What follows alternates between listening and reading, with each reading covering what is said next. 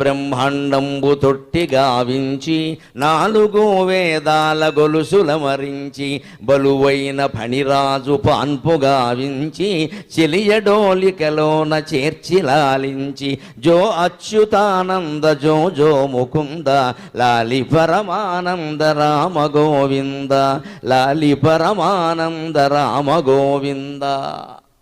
ఇది పూర్వం తల్లులు పిల్లల్ని పెంచి ఉయ్యాల్లో పడుకోబెట్టినప్పుడు పాడే పాట. ఇది ఉయ్యాల కాదురా, నువ్వు వైకుంఠంలో ఉన్నప్పుడు బ్రహ్మాండం అంతా నీకు తొట్టయింది కదా, ఆ బ్రహ్మాండమే ఇక్కడికి ఉయ్యాల రూపంలో వచ్చిందిరా అని తల్లి చెబుతోందమ్మా.